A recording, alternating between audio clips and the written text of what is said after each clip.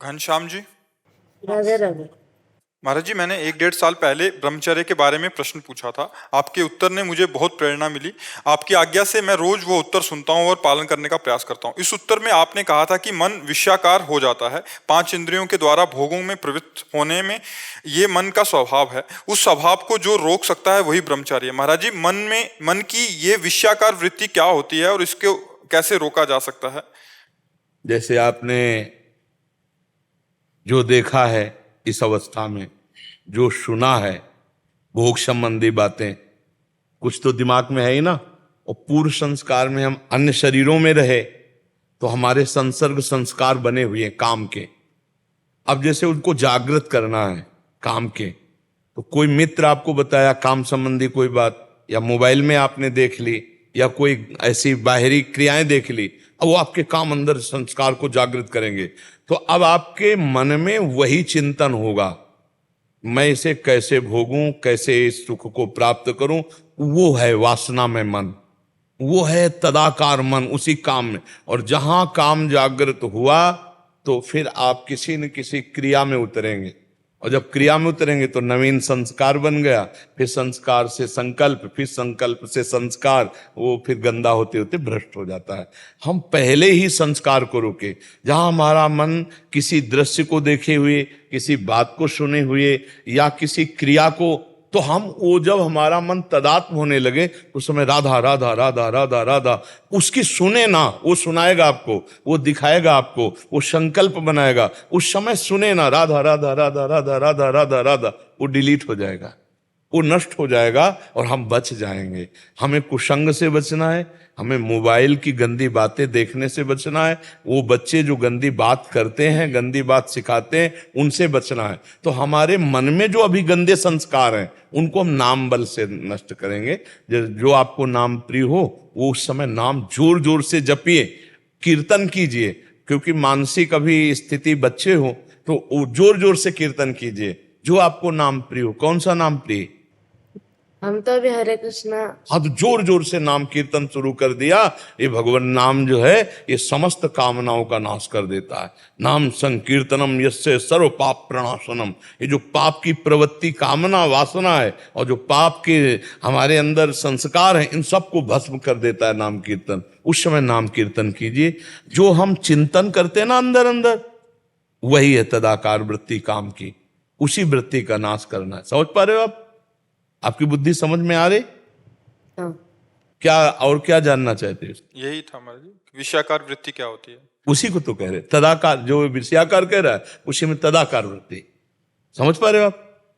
और कभी ऐसे कुछ चीजें देखता हूँ मैं तो लगता है, मतलब जैसे कोई छोटा सा फैन है तो उसे और अच्छा कर देने के लिए। मैंने इसने खिलौने की दुकान में फैन देखा, उसको लगा कि वो इलेक्ट्रिक बनाऊं मैं, मोटर निकाल के उसे और आविष्कार और नया नया कुछ बनाऊं, तो उसी में मन लगा रहता है। माँ मुझे बोलता है कि वो ले लो, तो वो विषयाकार वृत्ति नहीं, वो कोई बात नहीं। उसमें देखना है कि भगवान इसमें कौन सी गुणवृत्ति प्रकट करते हैं इस शरीर में, जिससे जगत की सेवा कराएंगे।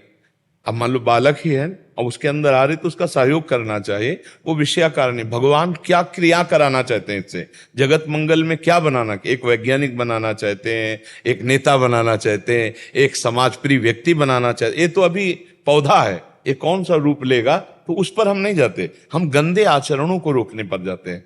अगर ये पढ़ाई में पढ़ रहा है, विज्ञान में जाना चाहता है, उसका सहयोग करना चाहिए। पर वो विपरीत गंदे आचरणों में जाना चाहता है, उसको स्वयं आप रोकिए और उसको आप भी सहयोग कीजिए। हम धन्यवाद देते हैं, आप माता हैं और आप उसको मित्रवत, आपको मित्रवत अपनी माँ से अपनी बातें करनी चाहिए और आपको मित्रवत इसको उपदेश देना चाहिए। करता है। हाँ। संगति एकदम अच्छी है। हाँ। और बाहर जाता नहीं था। हाँ, इससे बहुत लाभ मिलता है। आशीर्वाद बदल नहीं, गृहस्थी में भी संत होते हैं।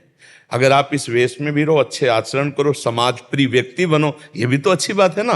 जरूरी थोड़ी कि भेष धरने से ही हम संत हो जाएं। संत लक्षण होते हैं। तो आप अपनी माँ से शेयर करते रहो, जो आपके अंदर कोई भी स्फुरणा हो, और आप मित्रवत सुनकर, डांटने की जरूरत नहीं, उसे समझाने की जरूरत है। आज यही हो रहा है, माता पिता अपने बच्चों को समय नहीं दे पा रहे, और बच्चे इतने भयभीत होते हैं कि माता पिता से अपनी बातें शेयर नहीं कर पाते।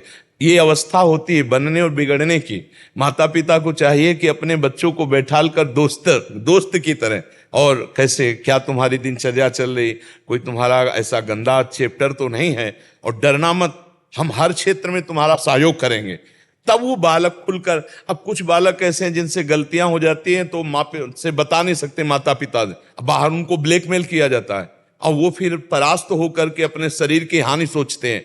तो हमें लगता है हर माता पिता भाई बहन को ऐसा व्यवहार रखना चाहिए जिससे हम खुलकर एक दूसरे से बात करके अपने निज जनों को बचा सकें, अपने निज जनों को उत्साह दे सके, अपने निज जनों को जो लोग ब्लैकमेल करते हैं हम उनसे बचने का उपाय सोच सके।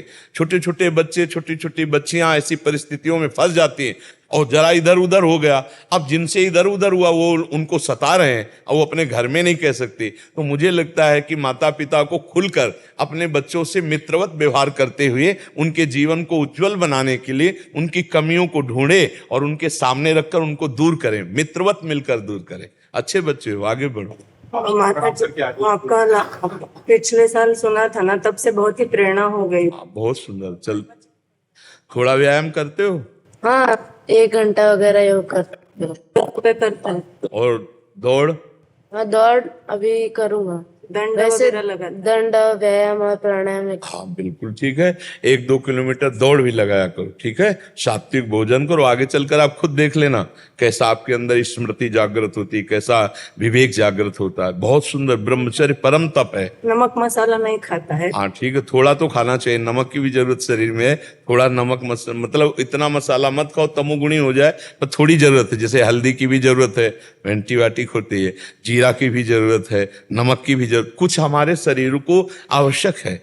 उन ऐसा ना करे कि मतलब हम कमजोर हो जाएं, नहीं, हम राष्ट्र सेवा लायक रहें, समाज सेवा लायक, अच्छा सात्विक भोजन करें, बलवान बने और गलत आचरणों से बचें, ठीक है।